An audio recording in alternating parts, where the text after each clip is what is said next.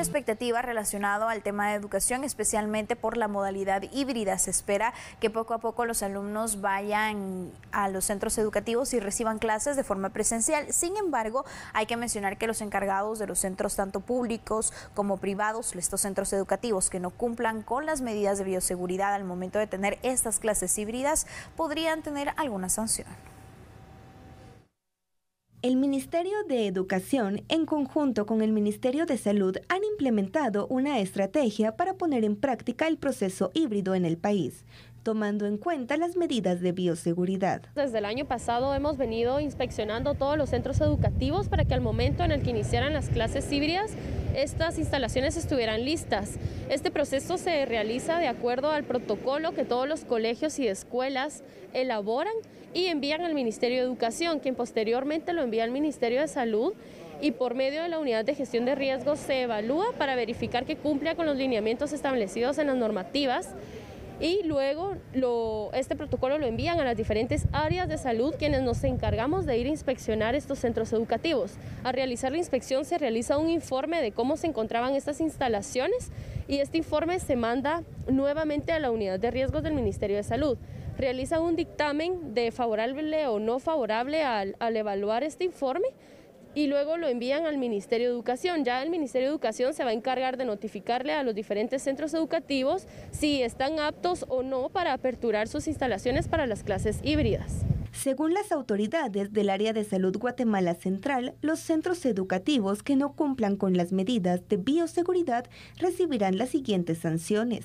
En caso de que no cumplan con estos protocolos, se les da una sanción. Esta sanción depende de la infracción y de acuerdo al Código de Salud, la sanción va a ir desde 2 hasta 150 salarios mínimos.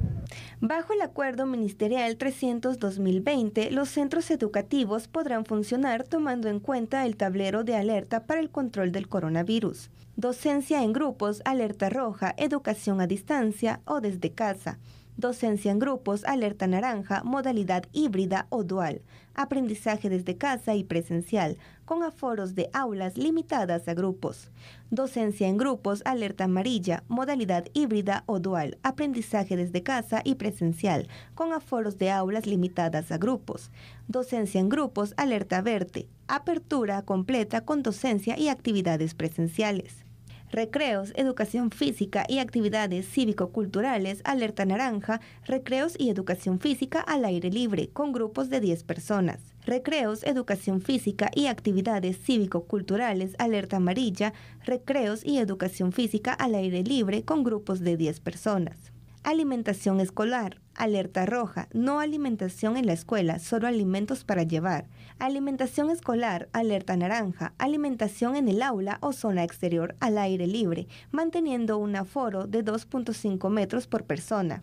Alimentación escolar, alerta amarilla, alimentación en comedores con aforo de 2.5 metros por personas o en zona exterior al aire libre.